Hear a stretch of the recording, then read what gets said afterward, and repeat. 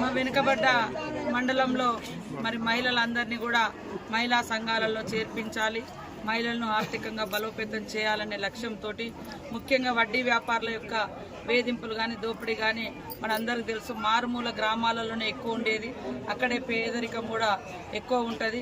కాబట్టి అలాంటి పేదరికం నుంచి మనం బయటికి తీసుకురావాలంటే వడ్డీ లేని రుణాలు మహిళలకు ఇవ్వాలి.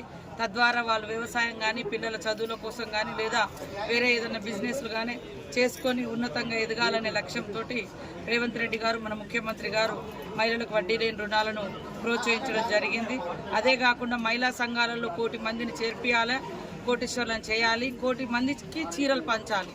ఇది చీరలు అనేది కూడా యూనిఫామ్ లాగా ఎక్కడికి వెళ్ళినా ఇప్పుడు ఇక్కడికి వచ్చిర్రు రకరకాల లాగా కాకుండా ఒకే యూనిఫామ్తో వస్తే ఎక్కడికి వెళ్ళినా వాళ్ళకు ఒక గౌరవం మర్యాద ఉంటుంది. మీటింగ్లలో కూడా ఒక క్రమశిక్షణతోటి ముందుకు వస్తారు అనే ఉద్దేశంతో మహిళా సంఘాలు చెప్పిన విధంగా వాళ్ళకు నచ్చిన విధంగా మరి చీరలను కూడా చేనేత కార్మికులతో సిరిసిల్లలో నేర్పించి ఇప్పుడు పంపకం కార్యక్రమాన్ని చేపట్టడం జరిగింది. మహిళా సంఘాలతో పాటు మహిళా సంఘంలో చేరండి అని వాళ్ళని ఆహ్వానిస్తూ కూడా వాళ్ళకు చీర సార పెట్టమన్నారు ముఖ్యమంత్రి రేవంత్ రెడ్డి గారు. అట్లా మిగతా మహిళలకు కూడా పెడుతున్నాం. మహిళా సంఘంలో ఉంటే చాలా ఉపయోగాలు ఉంటాయి, అందరూ మనకు తోడుగా ఉంటారు. మనకేదైనా అర్జెంట్ అవసరం ఉన్నా కూడా మహిళా బ్యాంకు మీకు సహాయకారిగా ఉంటుంది. తీసుకున్న అప్పులకు కూడా వడ్డీ లేనటువంటి బ్యాంకు లింకేజీలు ఇప్పించడం జరుగుతుంది. అందులో లోన్ తీసుకున్నటువంటి వాళ్ళకు కూడా ఏదైనా దురదృష్టంతో చనిపోయిన మహిళ ఉంటే 2 లక్షల మాఫీ కూడా పెట్టినాం, 10 లక్షల ఇన్సూరెన్స్ పెట్టినాం.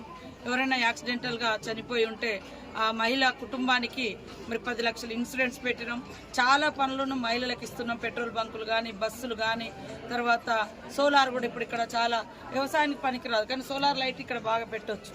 దాదాపు నెలకు 5-6 లక్షల రూపాయలు సంపాదించుకోవడానికి అవకాశం ఉంది. సో సోలార్ కూడా ఇక్కడ పెట్టేటువంటి ప్రపోజల్స్ పెడుతున్నాం. ఇట్లా మారుమూల ప్రాంతాల్లో ఇప్ప పువ్వు కానీ పారిటాకులు కానీ ఇవి ఇంకా కారపొడి కానీ ఊర్లలో మిర్చి తోటల కాడ పసుపు తోటలు ఎక్కువ ఉండే కాడ పసుపును కొని మహిళా సంఘాలకు పసుపును కూడా ఉత్పత్తి చేసి అది మళ్ళీ అంగన్వాడీ సెంటర్లకు కానీ లేదా హాస్టళ్ళకు కానీ పంపిణీ చేయడానికి ఇవన్నీ కూడా మేము స్టార్ట్ చేసినాం. రాబోయే కాలంలో మంచి రిజల్ట్ వస్తుందని ఆశిస్తాం.